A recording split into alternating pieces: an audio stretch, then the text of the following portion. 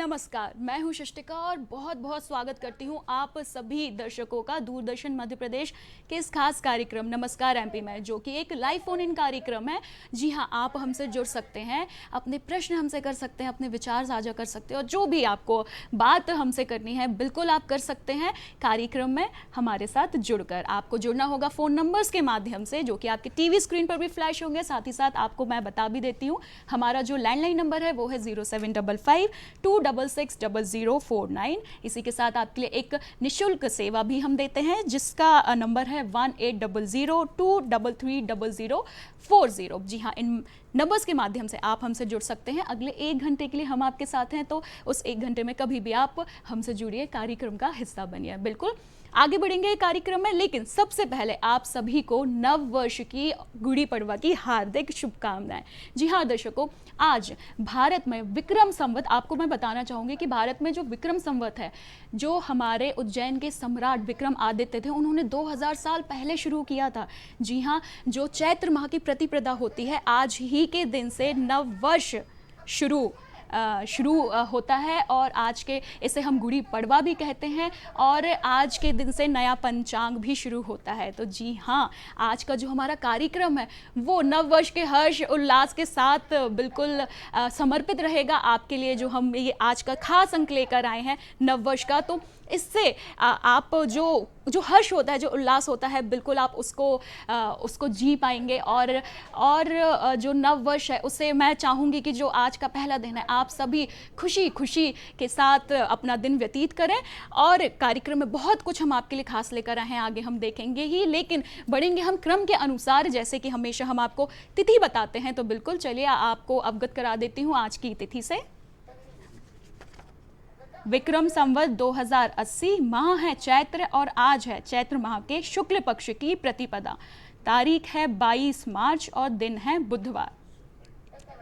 इसी के साथ आप सभी का आज का दिन मंगलमय हो। और जैसे कि मैंने कहा था, क्रम के अनुसार बढ़ते हैं, तो हमेशा हम जो अगला सेगमेंट है वो है सुविचार। जी हाँ, आज एक अच्छा विचार जीवन में हमें बहुत कुछ सिखलाता है, बहुत कुछ बताता है। तो चलिए देखते हैं क्या बता रहा है आज का विचार हमारे लिए। किसी की बुराई करने के पहले कम से कम 100 बार सोचें, क्योंकि बुराइयां हमारे अंदर भी हैं और जुबान दूसरों के पास भी। जी हाँ दर्शकों, बिल्कुल सटीक बात कही गई है कि जब भी हम बुराई करते हैं हम भूल जाते हैं कि बुराइयां तो सभी के अंदर होती हैं, हमारे अंदर भी हो सकती हैं। लेकिन किसी के बारे में भी अगर आप बोलें तो 2 बातों का ध्यान आप ज़रूर कर लें। पहली ये कि जब उस व्यक्ति को उस बात के बारे में पता चलेगा तो उसका दिल कितना दुखेगा। दूसरी बात यह है कि क्या वाकई में वो बुराई है या फिर हमारी नज़र की कमी। तो बिल्कुल ध्यान रखिए कि हमेशा हमें सबके बारे में अच्छी बात ही करनी चाहिए। आगे बढ़ेंगे और चलेंगे सेगमेंट इतिहास की ओर। आज के इतिहास में देखेंगे कि क्या घटनाएं घटी थी आज के दिन इतिहास में।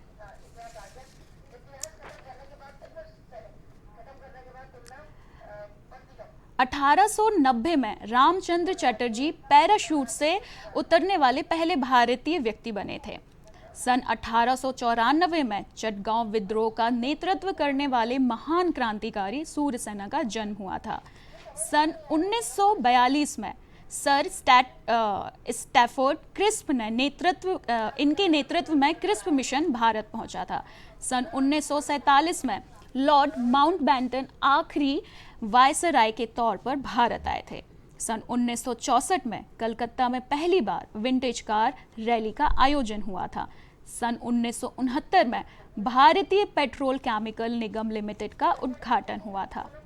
सन 1977 में आपातकाल के बाद हुए आम चुनाव में कांग्रेस की जबरदस्त हार के बाद प्रधानमंत्री इंदिरा गांधी ने राष्ट्रपति को इस्तीफा सौंपा था।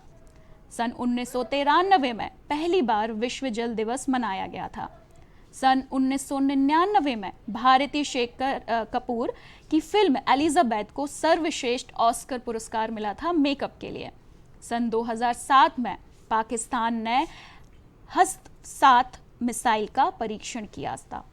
सन 2010 में केरल सरकार द्वारा गठित 14 सदस्यीय समिति ने पलक्कड़ स्थित प्लांट से पर्यावरण नुकसान की पुष्टि करते हुए 218 करोड़ का हर्जाना मांगने और इसके लिए कानूनी लड़ाई लड़ने के लिए एक प्राधिकरण के गठन की सिफारिश करी थी।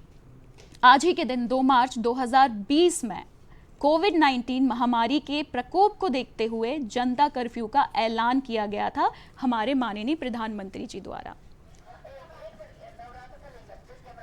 जी हाँ दर्शकों, तो ये था आज का इतिहास। जैसे कि मैंने आप सभी को बोला था कि आज का जो हमारा कार्यक्रम है वो खास नव वर्ष के लिए। जी हाँ, आज हम आपके लिए ये खास अंक लेकर आए हैं जिसमें हम नव वर्ष के बारे में बात करेंगे। नव वर्ष कैसे मनाया जा रहा है, गुड़ी पड़वा में क्या किया जाता है, और क्योंकि आज जो नव वर्ष का पहला दिन है, आप सभी को बता दूं कि आज के ही दिन चैत्र माह में की शुक्ल पक्ष की प्रतिपदा के दिन से ही नवरात्रि का भी प्रारंभ होता है। तो आज जो पहला दिन होता है, आप सभी को बताना चाहूंगी, जो 9 दिन होते हैं वो 9 देवियों को समर्पित किए जाते हैं। और सबसे पहले सभी देवियों को शत शत नमन। और आज पहला दिन है, तो आइए देखते हैं कि पहला दिन किस देवी के लिए समर्पित किया जाता है और कैसे उनकी आराधना स्तुति की जाती है। नमस्तस्यै नमस्तस्यै नमस्तस्यै नमो नमः। नवरात्रि की मंगल और पावन बेला में माँ जगदम्बे के चरणों में शीश नवाते हैं और सबके मनोरथ, सबकी मनोकामनाएं पूरी हों, यही प्रार्थना करते हैं। जय माता दी। अनंत शक्तियों से संपन्न है देवी का पहला स्वरूप शैलपुत्री। वंदे वांछित लाभाय चंद्रार्ध कृत शेखराम वृषारूढ़ाम शूलधराम शैलपुत्रीम यशस्विनीम। हिमालय के यहाँ पुत्री के रूप में जन्म लेने के कारण देवी के प्रथम स्वरूप को शैलपुत्री कहा गया। इनका वाहन वृषभ है, इसलिए इन्हें वृषारूढ़ा के नाम से भी जाना जाता है। इनके हाथ में त्रिशूल है और बाएं हाथ में कमल सुशोभित है। यही देवी प्रथम दुर्गा हैं और यही सती के नाम से भी जानी जाती हैं। एक बार जब प्रजापति ने यज्ञ किया तो सारे देवताओं को बुलाया, किंतु भगवान शंकर को नहीं। सती यज्ञ में जाने को व्याकुल हो उठी। शिवजी ने कहा कि चूंकि उन्हें निमंत्रण नहीं मिला इसलिए उनका जाना उचित नहीं है, किंतु प्रबल आग्रह देखकर शिवजी ने उन्हें अनुमति दे दी। सती जब घर पहुंची तो सिर्फ मां ने ही उन्हें स्नेह दिया और बहनों की बातों में व्यंग उपहास के भाव थे और भगवान शिव के प्रति तिरस्कार का भाव भी था। दक्ष ने भी अपमानजनक वचन कहे। इस अपमान से क्षुब्ध होकर उन्होंने योगाग्नि द्वारा स्वयं को जलाकर भस्म कर लिया। इससे दुखी होकर भगवान शंकर ने यज्ञ का विध्वंस करा दिया। यही सती अगले जन्म में शैलराज हिमालय की पुत्री के रूप में जन्मी और शैलपुत्री कहलाई। शैलपुत्री शिवजी की अर्धांगिनी बनी। इनका महत्व और शक्ति अनंत है। नवरात्रि की हार्दिक मंगल कामनाएं। जय माता दी। या देवी सर्वभूतेषु शक्ति रूपेणी संस्थिता नमस्तस्यै नमस्तस्यै नमस्तस्यै नमो नमः। जी हाँ दर्शकों, हमने देखा क्लिप में शैलपुत्री जी की कथा को कि क्या कथा थी। इस जो पहला दिन उनको समर्पित किया जाता है उसके पीछे क्या कथा थी, ये हमने क्लिप में देखा। और बहुत सारी ऐसी बातें हैं जो आज हम कार्यक्रम में करने वाले हैं। आज के जो नव दुर्गे हैं, इन कैसे विधि विधान किया जाता है, हर दिन अलग अलग देवी की पूजा करी जाती है, कैसे की जाती है, महत्व क्या होता है, हर चीज़ के बारे में आज हमारे साथ बात करने के लिए आचार्य राजेश जी हैं। आज वो हमारे साथ स्टूडियो में उपस्थित हैं विशेषज्ञ के रूप में। सर, स्वागत है आपका कार्यक्रम में। और आपके जैसे कि मैंने कहा था कि नव वर्ष शुरू हुआ है तो बिल्कुल उसे हम हर्ष उल्लास के साथ मनाते हैं, और जब भी हर्ष उल्लास की बात हो और गीत संगीत की बात ना आए, ऐसा कैसे हो सकता है। तो बिल्कुल इस बात को ध्यान में रखते हुए आज हमने मेहमान के तौर पे पूर्णिमा चतुर्वेदी जी को आमंत्रित किया है। स्वागत है मैम आपका बहुत बहुत। आप एक लोक कलाकार हैं, आप गायिका हैं। तो जी हाँ, आज पूर्णिमा जी से हम उनके बहुत अच्छे अच्छे भजन गीत सभी सुनेंगे। तो सबसे पहले मैं पूर्णिमा जी से, अब वैसे तो हम हमेशा शुरुआत अपने एक्सपर्ट के साथ करते हैं, लेकिन आज क्योंकि आज नवरात्रि का पहला दिन है तो बिल्कुल जो शुरुआत है वो एक भक्ति भरे गीत के साथ ही बनती है। तो मैं चाहूँगी पूर्णिमा जी, जो कार्यक्रम की शुरुआत है वो आप एक गीत के साथ, एक भक्ति भरे गीत के साथ करें। जी बिल्कुल। आज आप सभी को नववर्ष की शुभकामनाएं, राम राम।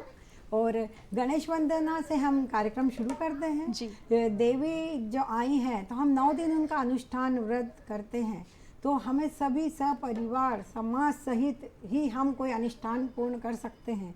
तो गणेश जी को बुला रहे हैं और वो सभी देवी देवताओं के साथ में हमारे समाज के सभी भाई बहनों को आमंत्रित कर रही हैं। जी। वो कहती हैं कि इनी गौरी को पुत्र गजानंद छे जी, इनी गौरी को पुत्र गजानंद छे जी, गजानंद छे जी गणपति छे जी, गजानंद छे जी गणपति छे जी, इनी गौरी को पुत्र गजानंद छे जी। अरे भाई रे कुमार तुक बीनू रे रोज, भाई रे कुमार तुक बीनू रे रोज, मारा गरबा गरबी पुराव जो जी, मारा गरबा गलत पुराव जो जी, इनी गौरी को पुत्र गजानंद छे जी, इनी गौरी को पुत्र गजानंद छे जी। अरे भाई रे तेली तुक बीनू रे रोज, भाई रे तेली तुक बीनू रे रोज, मारा गरबा तेल पुराव जो जी, मारा गरबा बाती पुराव जो जी, इनी गौरी को पुत्र गजानंद छे जी। भाई रे हलवाई तुक बीनू रे रोज, भाई रे तामोली तुक बीनू रे रोज, मारा गरबा पकवान पुराव जो जी, मारा गरबा तेल पुराव जो जी, मारा गरबा बीड़ा पुराव जो जी, इनी गौरी को पुत्र गजानंद छे जी। जसो पान फूल केवड़ो सुगंध छे जी, ओ पान फूल केवड़ो सुगंध छे जी, गण गौरी को पुत्र गजानंद छे जी, गण गौरी को पुत्र गजानंद छे जी। अरे भाई रे बजाजी तुक बीनू रे रोज, भाई रे बजाजी तुक बीनू रे रोज, मारा गरबा चूनर पुराव जो जी, मारा गरबा ओढ़नी पुराव जो जी, इनी गौरी को पुत्र गजानंद छे जी। बहुत बहुत सुंदर प्रस्तुति पूर्णिमा जी, और कार्यक्रम की आपने इतने अच्छे गीत के साथ शुरुआत करी उसके लिए बहुत बहुत धन्यवाद। और यहाँ आप सभी को बताना चाहूँगी कि दर्शकों, पूर्णिमा जी के साथ जो हमारे साथ ढोलक पर पवन सेन जी हैं और हारमोनियम पर लोकेश दुबे जी हैं, उनका भी मैं बहुत बहुत स्वागत करती हूँ कार्यक्रम में। और चलेंगे राजेश जी के पास। सर, मैं सबसे पहले जानना चाहूँगी, क्योंकि जैसे कि मैंने पहले ही बताया कि आज नव वर्ष का पहला दिन है, जिसे हम गुड़ी पड़वा भी कहते हैं। तो सबसे पहले तो गुड़ी पड़वा के बारे में बात करते हैं। जो गुड़ी पड़वा है, इसका महत्व क्या होता है और इसे किस तरह मनाया जाता है? देखो, गुड़ी पड़वा की ही यदि हम बात करें तो पड़वा पहली जो तिथि होती है प्रतिपदा, उसको पड़वा बोला जाता है। और गुड़ी की बात करें तो गुड़, इसका मेल संबंध होता है। तो आयुर्वेद की भाषा में गुड़ी पड़वा का आज विशेष महत्व होता है, क्योंकि आपने देखा होगा कई लोग आज औषधियों का वितरण करते हैं जी। और गुड़ को नीम की जो पिंक कलर की पत्ती होती है उसके साथ लपेट कर गोली के रूप में खिलाया जाता है। वैसे इसमें 5 प्रकार की चीज़ें होती हैं, हालांकि उन चीज़ों को आप आयुर्वेद से चर्चा कर लें, मैं तो एक कार्यक्रम के तहत आपको बता रहा हूँ। जी। इसमें अजवाइन होती है, काली मिर्च होती है, गुड़ होती है, शहद होता है और सौंफ होती है। इन सबको गुड़ के साथ लपेट दिया जाता है और गुड़ के ऊपर फिर नीम को लपेटा जाता है और इतनी बड़ी एक गोली बनाकर व्यक्ति को खिला दी जाती है।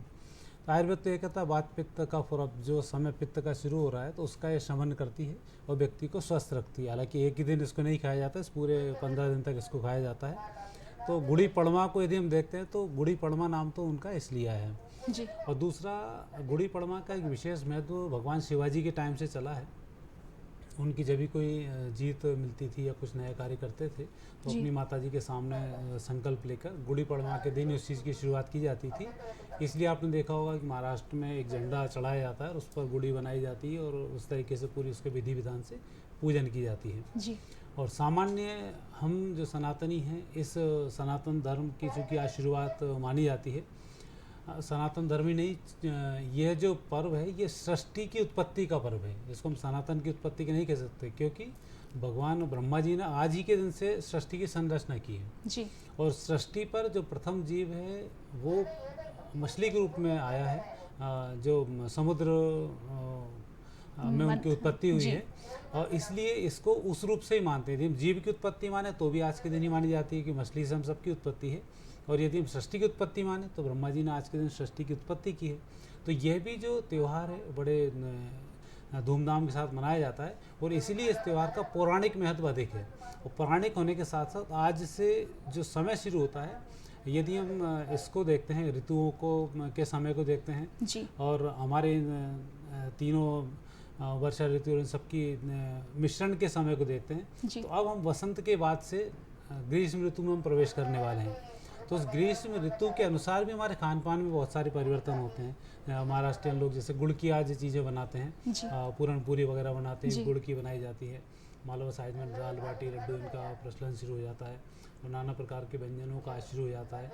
भगवान का आज पूजन होता है, घर पर ध्वजा फहराई जाती है, चूँकि नववर्ष हम मना रहे हैं। ज्योतिषी दृष्टि से हम देखते हैं तो इस तिथि का एक बड़ा महत्व शुरू होता है, क्योंकि इस तिथि से नवरात्रि भी हमारी प्रारंभ होती है। और नवरात्रि में जैसे जैसे हम तिथि इन नवरात्रि की देवियों की हम आराधना करना शुरू करते हैं तो उसकी हम शुरुआत भी आज ही के दिन से करते हैं जी। और यही जो शुरुआत होती है, आज ध्वजा फहराई जाती है, घर में फूल मालाओं के माध्यम से छोटी छोटी लहरियाँ बनाकर आगे लटकाई जाती है और साथ ही भगवान का इसमें आराधन किया जाता है। तो इस प्रकार हम इस त्यौहार को जब हम मनाना शुरू करते हैं तो उस त्यौहार के साथ साथ हम वर्ष के त्यौहार को ही मनाते हैं जी। साथ ही हम नवरात्रि का भी हम शुभारंभ करते हैं और उसके साथ साथ हम ग्रीष्म ऋतु का भी स्वागत करते हैं। तो इस प्रकार से इन तीनों चीज़ों का जो मिश्रण होता है उससे इसका शुभारंभ किया जाता है। जी बिल्कुल आचार्य जी, जैसे कि आप बता रहे थे कि गुड़ी पड़वा झंडा लगाया जाता है। बिल्कुल दर्शकों, वो जो झंडा होता है उसे ही गुड़ी कहा जाता है और उसमें कुछ नीम की पत्तियां भी लगाई जाती हैं, मीठे के तौर पे कई गुड़ भी रखते हैं और बतेशा भी। तो मैं आपको यहाँ बताना चाहूँगी कि वो जो नीम है वो इस बात का प्रतीक होती है कि आपके दिल में जो भी कड़वाहटें हैं वो ख़त्म हो जाए, और जो मीठा होता है गुड़ या फिर बतेशे, वो हमें ये बताते हैं कि आने वाला समय आपका जीवन में ढेर सारी खुशियाँ, मिठास ही मिठास हो। बिल्कुल, और इसी चीज़ के यही प्रतीक होता है और इसलिए वो हम झंडा जो है वो घर के बाहर लगाते हैं, यही मान्यताओं के साथ। और आचार्य जी ने ये बताया कि आज के दिन ही सृष्टि की ब्रह्मा जी ने रचना करी थी। बिल्कुल दर्शकों, इसलिए आपने देखा होगा कि जो नववर्ष है, जो गुड़ी पड़वा है, ये जो वर्ष नववर्ष शुरू होता है तो इसका जो पहला माह होता है वो चैत्र माह हम कहते हैं, और इसी माह में पेड़ पौधों पर नई पत्तियां भी आती हैं। बिल्कुल। और पूर्णिमा जी, मैं चाहूँगी कि आप गुड़ी पड़वा के उपलक्ष्य में क्या बोलना चाहेंगी? जी, वही नया वर्ष है, देवी पूजन से लेकर सभी देवताओं का हम जब पूजन आगमन, हमारे यहाँ पहले हम अपने देवी देवताओं का आगमन करते हैं, तोरण बंधनवार से रंगोली सजा के चौक पूरते हैं जी। और बिना प्रसाद के तो सब कुछ अधूरा है, तो तरह तरह के भोग लगते हैं, कहीं श्रीखंड बनता है, कहीं पूरन पोली बनती है, तो कहीं हलवा बनता है। तो हम देवताओं को अपनी मिठाई के रूप में प्रणाम करते हैं, किस तरह ग्रहण करते हैं, तो मैं एक गीत आपको सुनाती हूँ। बिल्कुल जी।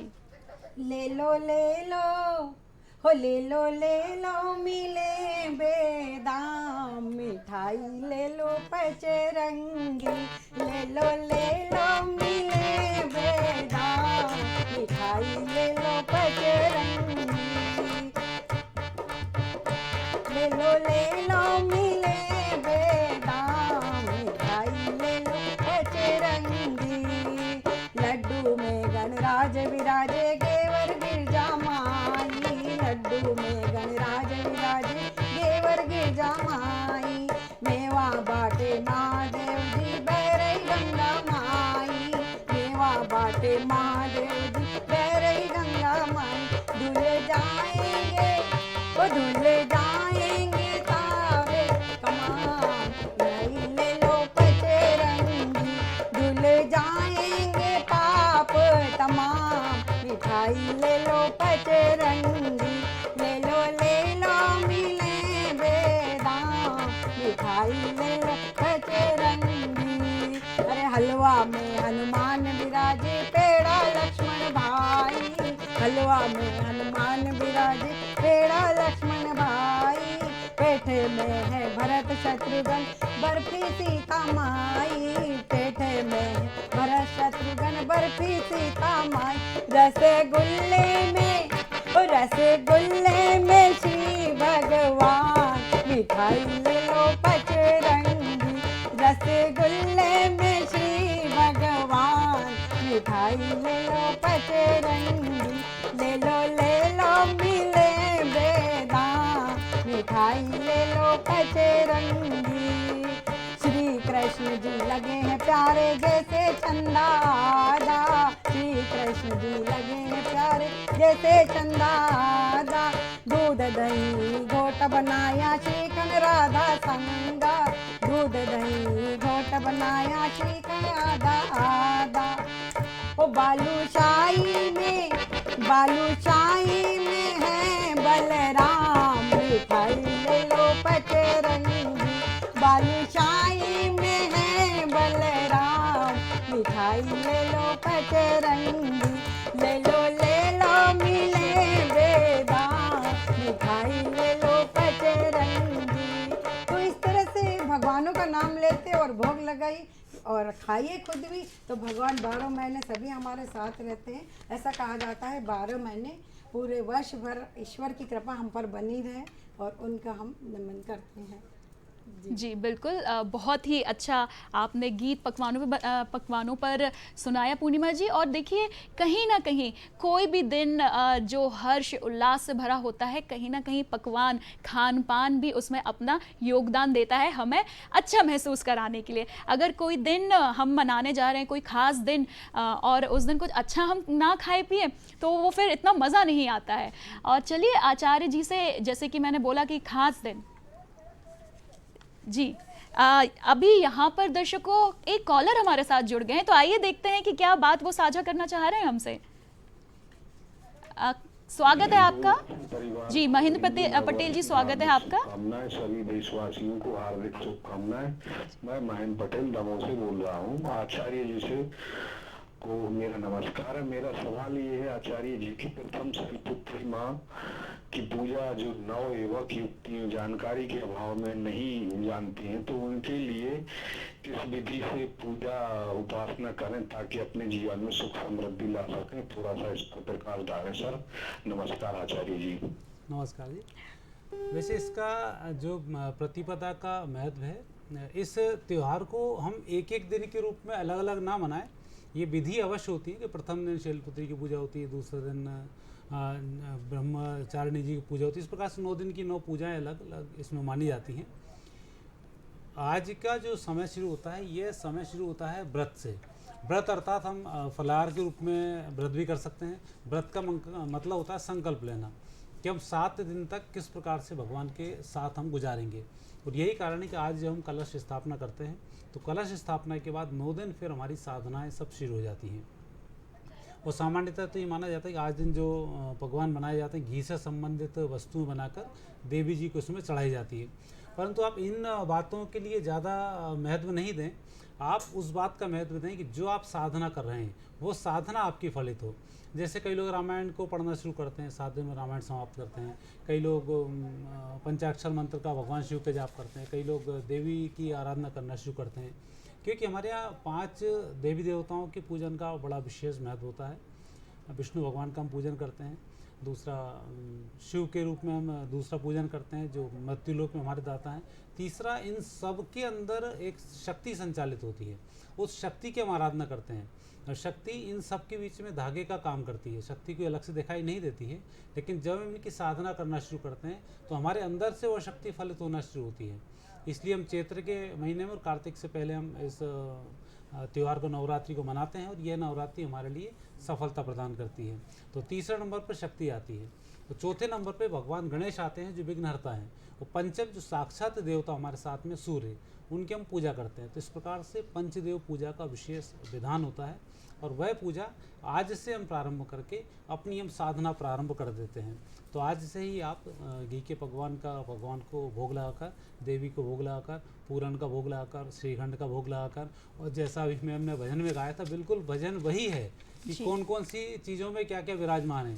क्योंकि हमारे चक्की का अपना महत्व है, गोले में लड्डू का अलग महत्व है, तिल की चीज़ों का अलग महत्व है, पोपड़ी गोल बनाते हैं उसका अलग महत्व है, सकल पारे बनाते हैं उसका एक अलग महत्व है, गूंजा बनाते हैं उसका अलग महत्व है। तो उस प्रकार से आज से आप आराधना शुरू करें तो ये आपकी आराधना निश्चित रूप से सफल होगी। और सातों दिन जो संकल्प आप लेते हैं, जो व्रत आप लेते हैं, उसका पूर्ण रूप से आप पालन करें।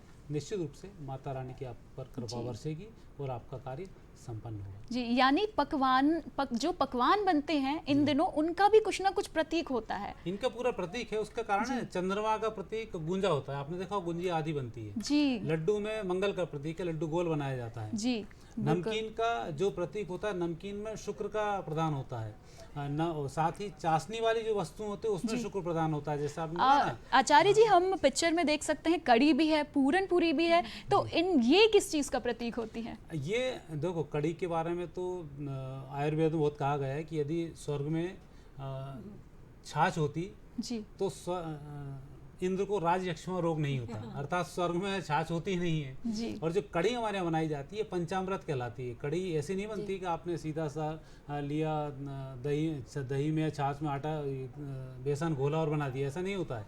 हम जब कड़ी को बनाते हैं जी, तो उस कड़ी में आपने देखा होगा हींग लग जाती है, थोड़े से इसमें तिल भी डाले जाते हैं जी। और इसमें जो इसका बघार विशेष रूप से लगाया जाता है, कड़ी पत्ते का इसमें बघार लगाया जाता है जी। और जो कड़ी एक वो रहती है क्या, 100 जड़ी एक कड़ी। हाँ 100 जड़ी एक कड़ी, इसके बारे में कहा जाता है। तो इस प्रकार से आज विशेष रूप से आज का जो दिन है आयुर्वेद का विशेष दिन है और आयुर्वेद में कड़ी को बहुत बड़ा स्थान दिया गया है क्योंकि 5 चीज़ों से मिलकर बनी होती है और आपकी वात पित्त कफ का हरण करती है और शरीर को संतुलन लाने का कार्य करती है जी। यानी खान पान का भी कुछ ना कुछ महत्व है दर्शकों इन दिनों में, ये जो खास दिन होते हैं, क्योंकि हम काफ़ी व्यस्त हो जाते हैं पूजा पाठ में, बहुत सारी चीज़ों में, और इसलिए खान पान विशेष रूप से हमें ध्यान रखना होता है। इस बारे में हम बिल्कुल आगे चर्चा करेंगे, लेकिन यहाँ पे एक कॉलर हमारे साथ जुड़ गए हैं। डॉक्टर प्रदीप साहू जी, स्वागत है आपका कार्यक्रम में। आपको बहुत सारी शुभकामनाएं नववर्ष की। अपना प्रश्न रखें। आपको भी सबसे पहले दूरदर्शन परिवार के सभी सदस्यों को, आपको, राजेश जी को भारतीय नववर्ष विक्रम संवत 2080 और चैत्र नवरात्रि पर्व की हार्दिक शुभकामनाएं। राजेश जी नमस्कार। नमस्कार जी। दादा आपसे ये प्रश्न करना चाहता हूँ कि ये जो नववर्ष की शुरुआत होती है ये विक्रम संवत बदलने के साथ ही होती है। आज 2080 स्टार्ट हो गया है, तो ये विक्रम संवत का इसका ऐतिहासिक महत्व क्यों है? विक्रम संवत के चेंज होने के साथ ही इसकी शुरुआत क्यों होती है? एक तो ये, और दूसरी बात ये बताइए कि 2080 विक्रम संवत भारत के लिए क्या संदेश लेकर आया, बताइए। इसमें जैसे अभी हम विक्रम संवत की बात करें, क्योंकि क्या होता है जब जैसे जैसे समय बढ़ता है, काल गणना बहुत सारी चेंज हो जाती है। जैसे आपने देखा हो मकर संक्रांति पहले 15 तारीख को बनती थी, अब 14 पर शिफ्ट हो गई, कुछ दिन बाद 13 पर शिफ्ट हो गई, 22 तारीख से शुरू हुई थी। तो सृष्टि का जो संचालन है लगातार चलता आता है। यदि हम सतयुग की बात करें, उस सतयुग में जो समय होता है वो एक अलग आ जाता है। चैत्र नवरात्रि सतयुग में भी वही थी, आज भी वही है, लेकिन बीच में शकों के आने के कारण उन्होंने शक संवत चला दिए थे। और विक्रमादित्य ने इन सब बाहरी लोगों पर विजयश्री की प्राप्ति की। विजयश्री की प्राप्ति करने के बाद उनके पास नवरत्न थे, तो नवरत्नों में सब कालगणना की, उस समय में कालगणना की गई। और आपने देखा होगा कि महाकाल में विशेष रूप से कर्क राशि वहाँ से निकली है, सिंहस्थ का भी इसलिए महत्व है। तो वहाँ बैठकर विक्रमादित्य जी ने वापस जो समय आगे पीछे हुआ था, आजकल आप सुनते होंगे कि किसी देश की घड़ी को थोड़ा सा पीछे करना पड़ रहा है, किसी देश को आगे बढ़ाना पड़ रहा है। कई बार आपने देखा हो कुछ 12 महीने के बीच में फिर एक महीना आता है जिसको हम अधिक मास के रूप में इस्तेमाल करते हैं, 365 दिन की गणनाएँ करते हैं। तो वो जो गणनाएँ होती हैं, इन सब गणनाओं में विक्रमादित्य के आने तक सब डिस्टर्बेंस आ चुका था। आपने एक महाभारत पर्व में भी देखा होगा कि भीष्म पितामह और दुर्योधन का यही विवाद था। दुर्योधन ने कहा था मैंने पांडवों को ढूंढ लिया, भीष्म पितामह ने कहा था नहीं, नियमानुसार अभी की गणना करते हैं, तो उसके अनुसार वो अपना 12 वर्ष का अज्ञातवास निकाल चुके हैं। तो वही विवाद बढ़ते बढ़ते विक्रमादित्य के टाइम पर भी आया था और अब वापस शुरू हो गया। आपने देखा होगा कि 2 बार दिवाली मन रही, 2 बार 11 आ रही, 2 बार होली आ रही है। तो ये जो सब चीज़ें डिस्टर्ब हो रही हैं, ये उस समय भी शुरू हुई थी। तो विक्रमादित्य जी ने एक पूरी कार्यशाला आयोजित की, उसमें बड़े बड़े विद्वान उपस्थित थे और तब ये निर्णय लिया गया कि अब इस प्रकार से आने वाले समय में तिथियाँ ऐसी मनाई जाएंगी और यह गणना बिल्कुल सही होगी। इसलिए जब वो समय शुरू हुआ तो लोगों ने विक्रमादित्य के टाइम पे चूंकि ये घटना घटी थी, इसलिए विक्रम संवत नाम से इसको शुरू किया।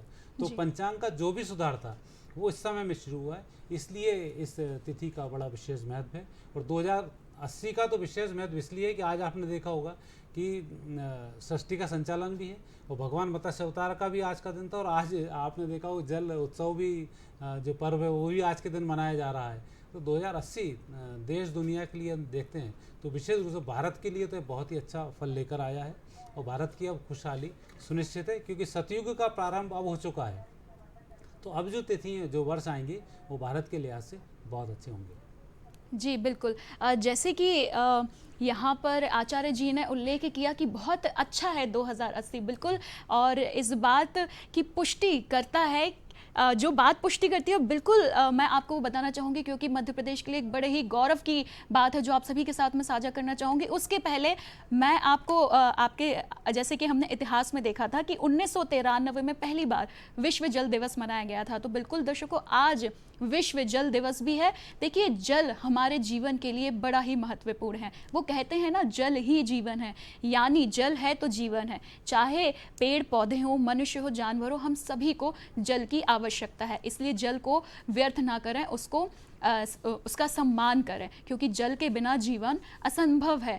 और आप सभी के साथ जैसे कि मैंने कहा था कि एक बड़ी ही सम्मान की बात है हमारे मध्य प्रदेश के लिए, वो साझा करना चाहूँगी कि मध्य प्रदेश के जिले छतरपुर की गंगा राजपूत उनको स्वच्छ सुजल शक्ति सम्मान 2023 से सम्मानित किया गया है। जी हाँ, हमारे राष्ट्रपति ने उनको सम्मानित किया गया है। तो आइए जल सहेली पर एक क्लिप आपके साथ हम साझा करते हैं। जल योद्धा वाटर वॉरियर्स छतरपुर मध्य प्रदेश से जल सहेली गंगा राजपूत।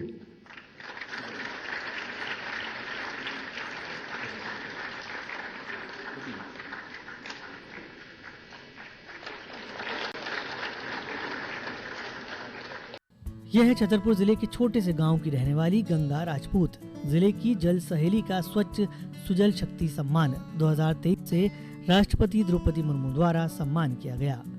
राष्ट्रपति से सम्मान लेकर अपने गांव लौटने पर अपनी महिला चैंपियन का स्थानीय ग्रामीण जनता ने पुष्प गुच्छ भेंट कर स्वागत किया। सम्मानित जल सहेली को घर तक ढोल नगाड़ों के साथ छोड़ने ग्रामीण पहुंचे। सम्मानित जल सहेली को घर पर भी बुंदेली परंपरा अनुसार स्वागत किया गया। जिले भर में गंगा को पुरस्कार मिलने की खुशी देखी जा रही है।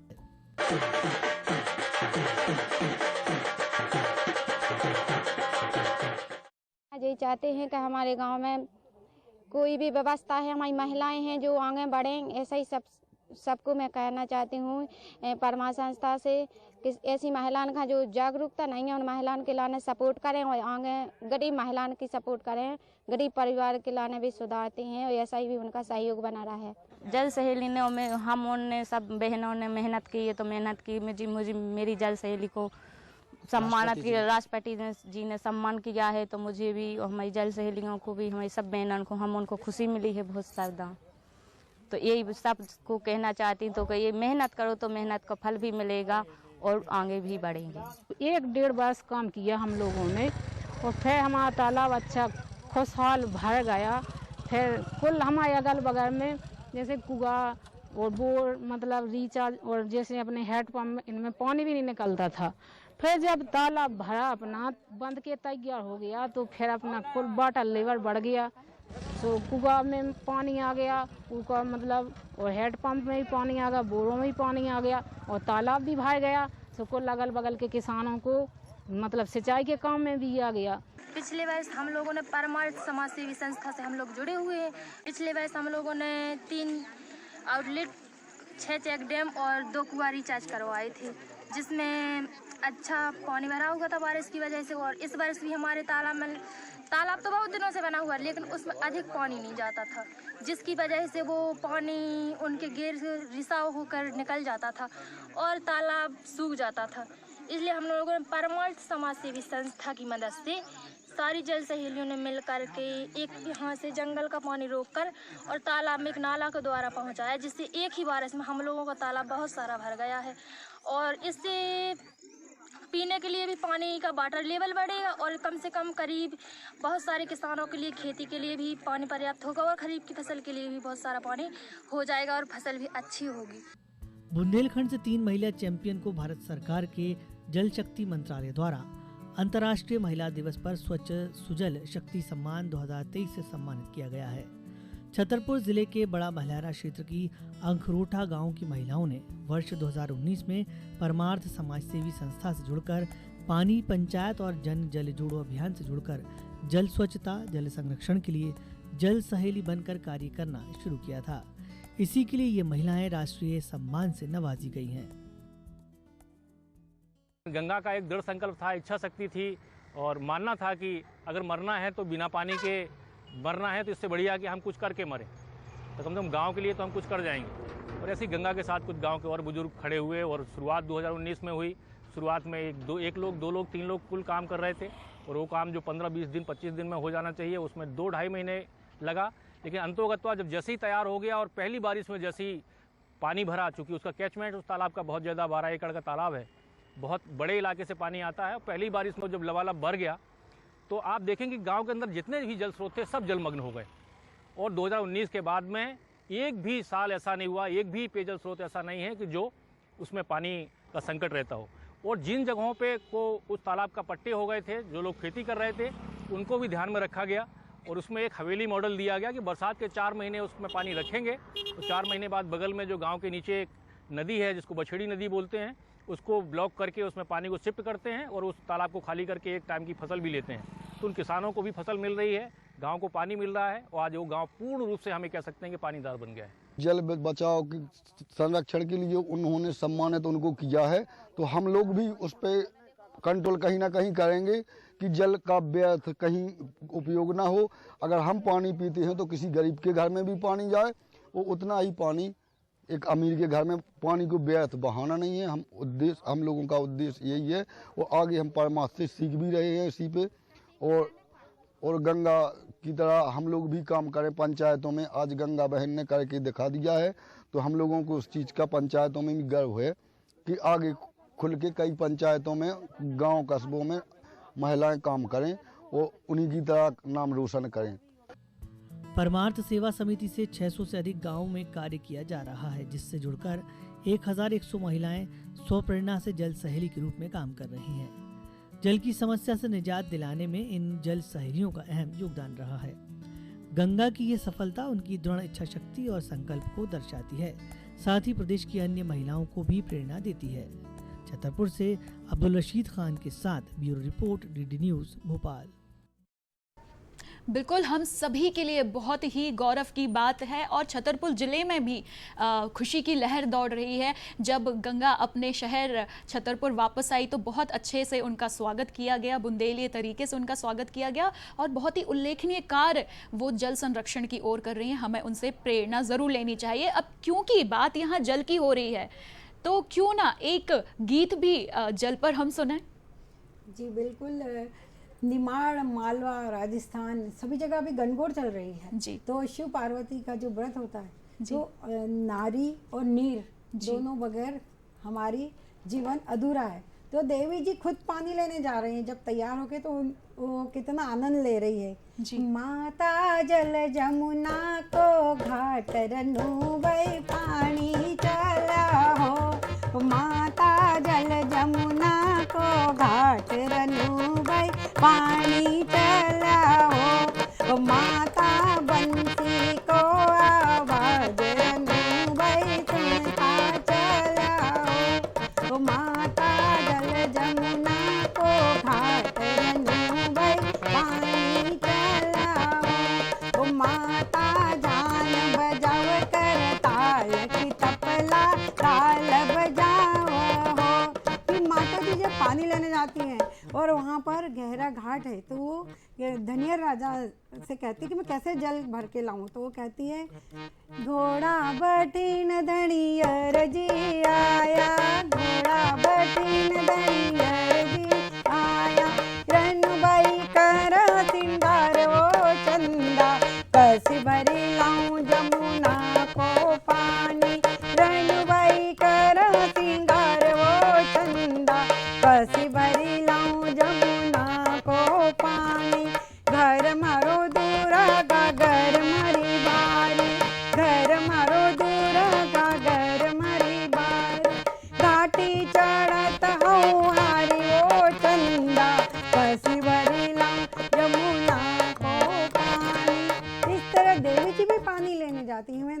का इतना महत्व है। और आज तो हम कलश में उनको जल रूप में देवी को 9 दिन के लिए आमंत्रित करते हैं। तो नीर और नारी यही हमारा जीवन महत्वपूर्ण है। बिल्कुल। और जो दर्शकों यहाँ पर बात जैसे कि पूर्णिमा जी ने बताई कि कलश में भी हम पानी रखते हैं, बिल्कुल सही कहा आपने। और मुझे एक बात आचार्य जी यहाँ पर याद आ रही है कि जब नव दुर्गों की पूजा हम शुरू करते हैं तो जो पहले दिन से जो शुरू होती है पूजा, उसमें हम जल भी रखते हैं, जल का एक लोटा भी रखते हैं, और जो आगे के 9 दिन रखा रहता है उसमें हम दिया भी जलाते हैं। तो यहाँ पर मैं जानना चाहूँगी कि क्या विधि विधान होता है। और ज्वारे, शायद हम ज्वार भी डालते हैं माता के पूजन के वक्त, तो मैं चाहूँगी कि आप ये बताएं पूरे विधि विधान के बारे में। इसमें देखो, एक दर्शक ने पहले प्रश्न किया था कि प्रथम दिन का क्या महत्व होता है। तो प्रथम दिन में जो विशेष शैलपुत्री का जो विशेष महत्व है, जब हम किसी कार्य को शुरू करते हैं तो विशेष रूप से हमारा महत्व यह होता है कि पहले दृढ़ता आए और हमारा आसन और मूलाधार हमारा मजबूत हो। उसके लिए सबसे पहले हम कलश की स्थापना करते हैं। तो कलश की स्थापना में एक तांबे का कलश, स्टील का कलश इसमें नहीं चलता है, तांबे का कलश ले सकते हैं, मिट्टी का हम कलश ले सकते हैं, अन्य मेटल का कलश ले सकते हैं। तो सर्वोत्तम तो मिट्टी का होता है, उत्तम तांबे का होता है। इसमें हम जल को भरते हैं। जल के अंदर एक सुपारी डाल दी जाती है, उसके अंदर एक सिक्का डाला जाता है, और इसके बाद कलश के ऊपर 5 या 7 आम के अशोक के पत्ते लगाए जाते हैं और उसके ऊपर श्रीफल को रखा जाता है। फिर इसका स्वस्तिक से हम पूजन करते हैं। पूजन करने के बाद चूंकि ये स्थिर है, इसलिए हम माता रानी से प्रार्थना करते हैं, या जिस भगवान की हम आराधना करते हैं उससे हम प्रार्थना करते हैं कि हमारी साधना में दृढ़ता प्रदान करें, शक्ति प्रदान करें।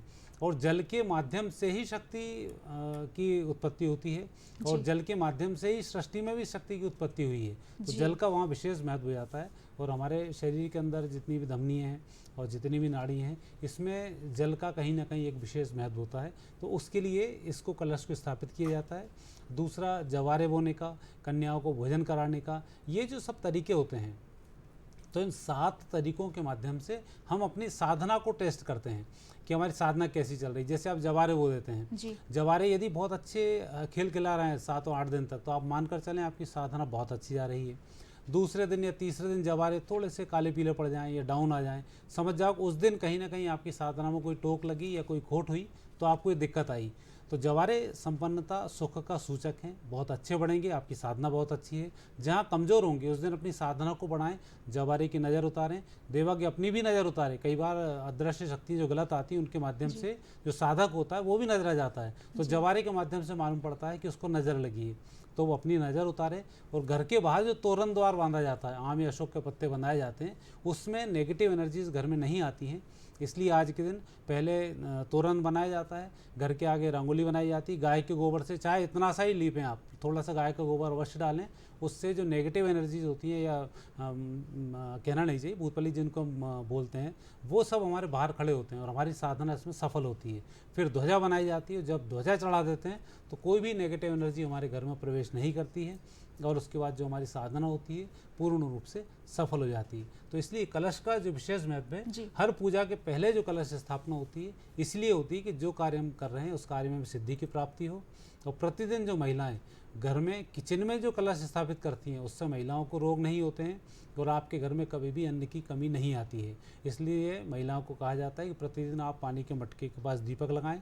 यदि आप मटका नहीं रखते हैं तो एक कलश रोज़ भर के रख लें, उसमें दिया लगाएं। दूसरे दिन उस कलश के पानी को किसी भी पेड़ में डाल दें, तुलसी में नहीं डालना है, किसी भी पेड़ में डाल दें, वापस नया कलश भर दें, फिर शाम को दीपक लगाएं, जो हमारी अन्नपूर्णा का सूचक होता है। और घर में अन्नपूर्णा हमारे यहाँ भरी होती है। तो इसलिए इस कलश के माध्यम से हमारे भारतीय जो संस्कृति है उसमें बहुत सारे उपाय भी किए जाते हैं। और कलश को इसलिए मैं देव स्वरूप माने जाते हैं। उपाय की बात हम ना करें, क्योंकि ये लोभ जागृत होता है। लोभ से कभी कोई पूजा नहीं करनी चाहिए कि हमें ये मिल जाए, वो मिल जाए, ऐसा हो जाए, ऐसा करके कभी नहीं करना चाहिए।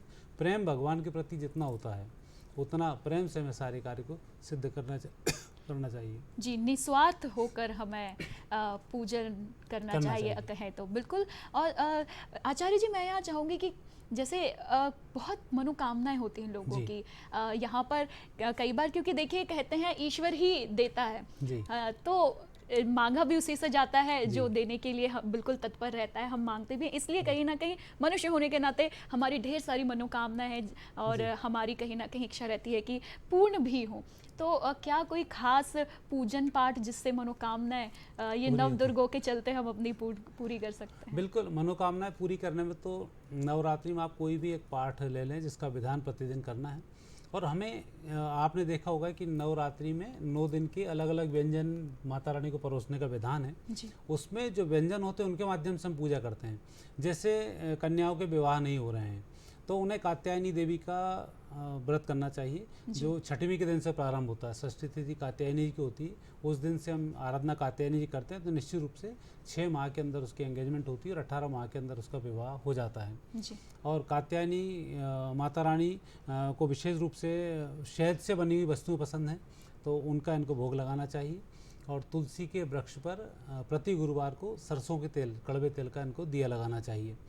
और इसके अलावा जैसे कई बार हम कोई कार्य करते हैं, काम संपन्न नहीं हो पाता, कार्य अधूरा छूट जाता है, तो उसके लिए तो सबसे पहले शैलपुत्री की आराधना करनी चाहिए और घी की वस्तुओं का भोग लगाकर जो कन्याएं आती हैं उनको भी हलवे का इसमें भोग लगाया जाता है और वही भोग उनको बांटा जाता है। दूसरा, जब हम किसी बीमारी से ग्रसित हों, परेशानियों में आ रही हो, तो हमें दूसरे दिन इसकी आराधना करना चाहिए। दूसरे दिन विशेष रूप से ब्रह्मचारिणी देवी की इसमें आराधना होती है और ब्रह्मचारिणी देवी जी को शक्कर से बनी हुई, शक्कर, खांडसारी, गुड़, इनसे बनी हुई वस्तुओं का भोग लगाया जाता है, उससे लाभ मिलता है।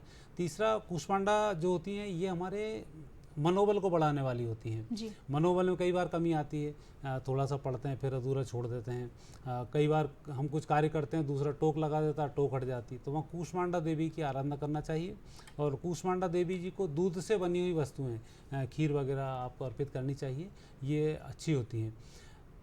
जब आप फलाहार कर रहे हैं और खीर आपने बनाई है तो सायंकाल इस खीर का आप भोग कर सकते हैं, तो इसमें आपका व्रत नहीं टूटता है, क्योंकि जो भगवान का प्रसाद होता है उस प्रसाद के लिए हम ये सारे कार्य करते हैं। जब प्रसाद रूप में हमें प्राप्त होता है तो उसमें व्रत हमारा नहीं टूटता है। कूष्मांडा देवी जी का हम आराधना करते हैं। बहुत सारे दोष हमारे इसमें आते हैं, मकान बनाने का प्रयास करते हैं, मकान अधूरा रह गया, वाहन लेने का प्रयास करते हैं, वाहन जैसे तैसे खरीदा, वाहन बिगड़ना शुरू हो गया, तो वहाँ कूष्मांडा देवी की आराधना करने से अप्रत्याशित जो विघ्न आ जाते हैं उस विघ्नों में भगवान गणेश और कूष्मांडा देवी जी की आराधना की जाती है। और कूष्मांडा देवी जी को अभी बताया जैसे मालपुए, जो चाशनी वाले हैं पदार्थ हैं, उनका भोग उनको लगाया जाता है, तो हमारी जिस प्रकार के दोष दूर करते हैं तो उसमें भी लाभ मिलता है। ये आचार्य जी, जैसे कि आपने यहाँ पर बात करी थी व्रत की, तो मैं जानना चाहूँगी व्रत के बारे में, लेकिन उसके पहले मैं पूर्णिमा जी से चाहूँगी कि वो अपना एक गीत हमारे दर्शकों के लिए प्रस्तुत करें। जी, जैसे आचार्य जी ने बताया, हम साधना करते हैं जी, तो साधना तो सफल होती है, देवी हम पर कृपा करती है, भगवती है वो माता अपने बच्चों को माफ़ करके खुशियाँ देती है। 3 दिन में तीनों देवी की आराधना होती है, तो हम भजन सुन लें कि देवियाँ आ रही, क्योंकि जब हमने इतने अच्छे से आराधना की तो देवियों को भी सुख समृद्धि मिल रही है, तो वो झूला झूल रही है।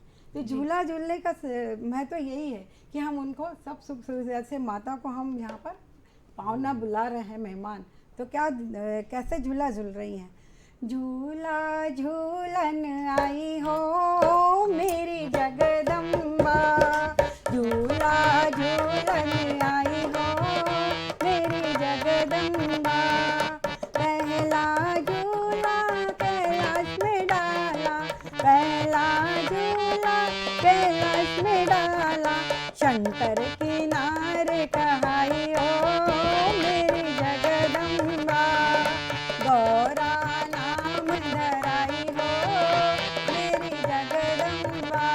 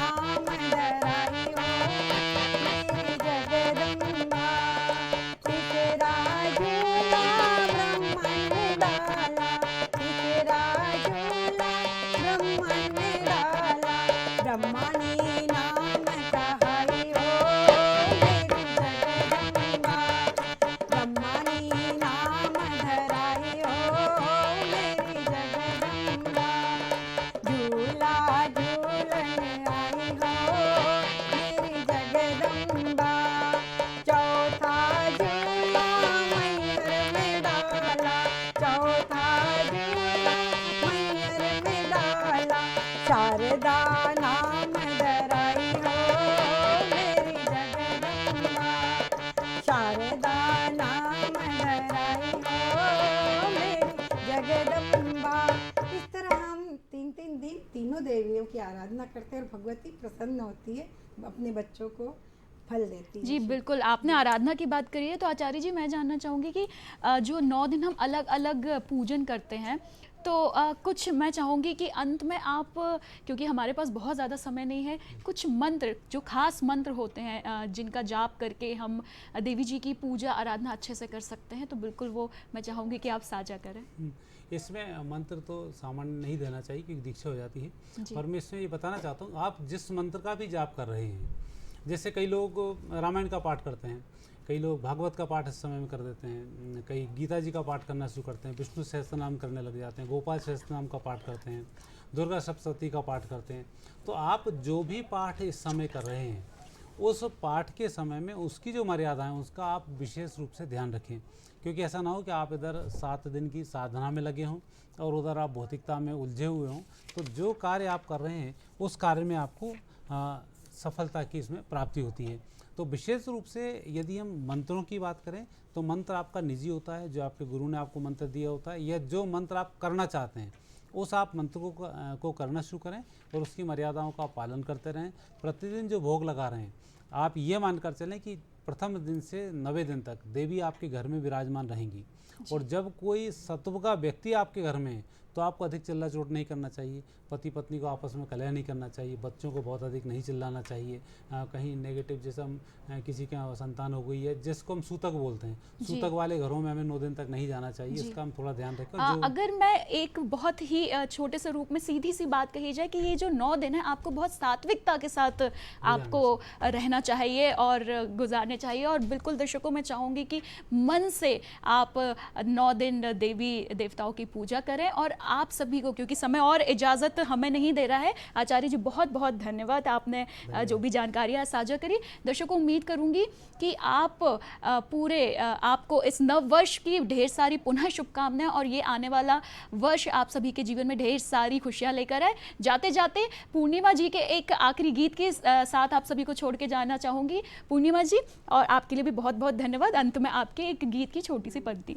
भवन रंगीला माँ का शेर पीला पीला है, भवन रंगीला माँ का शेर पीला पीला है, ब्रह्मानी ने ओढ़ी चुनरिया ब्रह्मा का मन डोला है, ब्रह्मानी ने ओढ़ी चुनरिया ब्रह्मा का मन डोला है, ब्रह्मा जी के हाथ में कमंडल पीला पीला है, ब्रह्मा जी के हाथ में कमंडल पीला पीला है, भवन रंगीला माँ का शेर पीला पीला है, गौरा मैया ओढ़ी चुनरिया उसका रंग